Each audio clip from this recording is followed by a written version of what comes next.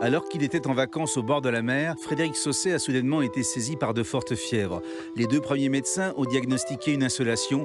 1 mois plus tard, il se réveille sur un lit d'hôpital, amputé de ses 4 membres. Pour survivre et donner du sens à sa vie, il va alors construire un projet fou, participer aux 24 heures du Mans. 4 ans plus tard, son rêve est sur le point de se réaliser.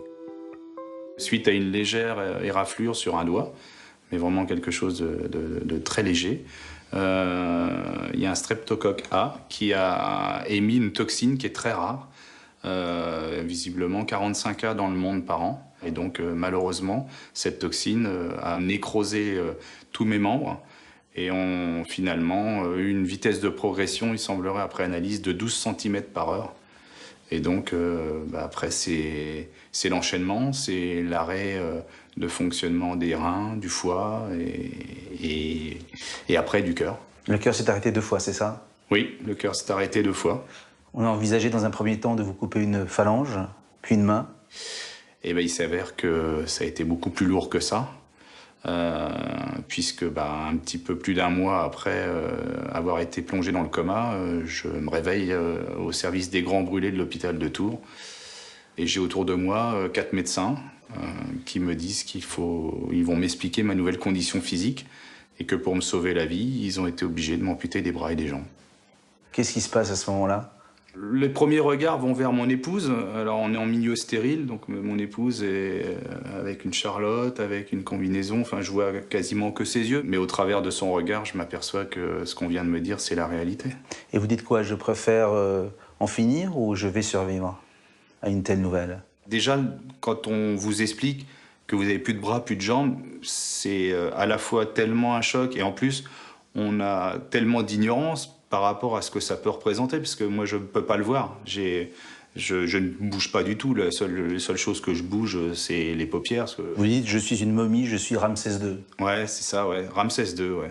Ouais, et puis Ramsès II dans une salle de concert avec des tudes, des bibles, voilà, tout un tas de choses comme ça. Mais en moins de 24 heures, j'ai décidé, en tout cas, de demander à mon épouse de m'apporter une photo d'elle et de mes filles. Photo que je n'ai plus jamais quittée du regard jusqu'à ma sortie de l'hôpital. Vous dites, ce sera mon évangile. Ouais. Je considérais que c'était peut-être un peu tôt pour partir avec des filles qui avaient à l'époque 11 ans et 14-15 ans. À peine sorti de l'hôpital, vous allez donc avoir ce rêve fou, courir les 24 heures du Mans.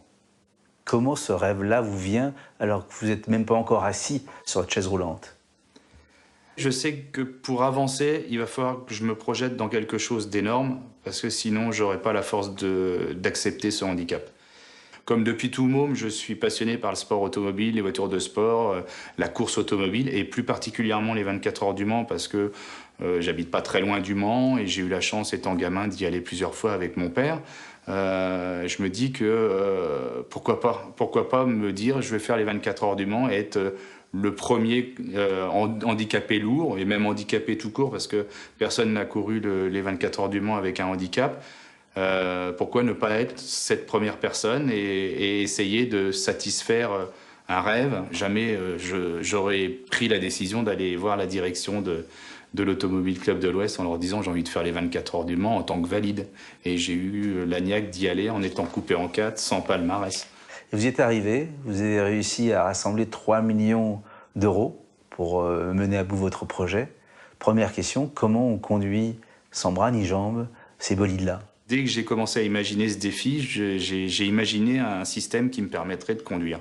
Et donc je l'ai fait fabriquer par un ami bricoleur et je l'ai testé sur la voiture de mon épouse et immédiatement, ça a été pour moi un des plus grands jours de ma résurrection, c'est que je me suis dit ça va marcher parce que je ressens la voiture comme quasiment avant. Le système est relativement simple, c'est un système de rallonge de pédale. Et j'ai des palettes qui viennent se fixer sous ma cuisse droite et ma cuisse gauche, qui sont reliées à la pédale à la fois de l'accélérateur et de frein. Et le reste, pour le bras, je pilote qu'avec un seul bras, c'est-à-dire que j'ai une emboîture de prothèse qui vient se fixer sur un pseudo-volant, et donc je pilote avec un seul bras. À plus de 300 km/h. À plus de 300 km/h. Comment vous rentrez dans la voiture? Il y a une grande barre d'acier avec des sangles dans laquelle je mets mes bras. Et il y a 2 ou 4 mécaniciens qui me soulèvent Ils m'enlèvent de mon fauteuil, ils me transfèrent et ils me mettent dans la voiture comme ça. Et on vous a testé aussi sur votre capacité à vous extraire de la voiture en cas d'accident. Voilà, c'est une des règles premières du sport automobile de haut niveau. Il faut qu'un tout pilote puisse s'extraire de la voiture dans un temps donné. Comment vous faites? Alors, on a mis au point un système de... C'est presque un siège éjectable, on n'est pas chez James Bond, mais pas loin, qui me monte à la hauteur de la carrosserie de la voiture. Et ensuite, moi, je me fais basculer seul. Je me fais tomber de la voiture et je m'éloigne. Et il fallait réaliser en tout cas cette extraction en moins de 9 secondes. Et c'est ce qui a été réussi devant les médecins de la Fédération internationale de l'automobile. Donc dans un peu plus d'un mois, vous êtes le premier invalide À faire les 24 heures du Mans, ouais. Il paraît que vous êtes très doué et que vous avez vos chances. C'est ce que certains des pilotes m'ont dit. Ils m'ont dit finalement, heureusement que tu n'es jamais venu piloter avant parce que tu nous aurais bien emmerdé. Voilà. Après, est-ce que c'est pas aussi le handicap qui m'a donné beaucoup plus d'énergie, peut-être plus d'habilité, je ne sais pas. J'imagine que le fait d'aller à 320 km/h quelquefois sur un circuit doit d'un seul coup libérer les ailes et les jambes et les pieds qu'on n'a pas. Quand je suis dans la voiture de course, j'oublie complètement le handicap et en tout cas, les retours qui me font le plus plaisir, c'est quand les autres pilotes me disent bah, t'es comme les autres, on est en bagarre avec toi comme on est en bagarre avec les autres. Parce que c'est vrai qu'après, quand on me sort de la voiture, qu'on me remet sur le fauteuil, bah, à nouveau la différence s'installe. Philippe Croison, qu'on connaît, a traversé lui les mers, sans bras ni jambes. Vous allez courir pendant 24 heures. C'est aussi me prouver que je donne un nouveau sens à cette nouvelle vie, parce qu'il y a beaucoup de choses qu'on ne peut plus faire. Par exemple J'adorais aller me promener dans les bois avec mes filles, ma femme et mes chiens, et mon chien. C'est terminé. J'adorais aller faire du ski. J'étais un passionné de ski. C'est peut-être pas terminé.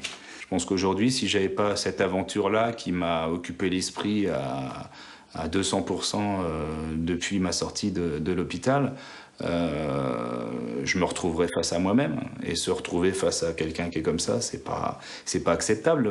On est avec des bras et des jambes, on n'est pas fait pour ne plus les avoir. Donc je me nourris de ça. Et le jour où ce sera terminé, il faut que je trouve un autre carburant parce que sinon ça risque d'être compliqué. Et ça, je pense que tout le monde l'a compris dans mon entourage. Il faudra un autre défi. Il faudra un autre défi. Vous l'avez déjà dans la tête? J'en ai plusieurs déjà dans la tête. Je n'avais pas défini quel était le prochain, mais il y en a plusieurs en tout cas. Est-ce que vous pouvez regarder les photos d'avant? Avec beaucoup de difficultés. Bizarrement, le grand nombre de photos d'avant, c'est la semaine qui précède mon accident. Et donc j'ai beaucoup de mal à les regarder. Merci beaucoup. Merci.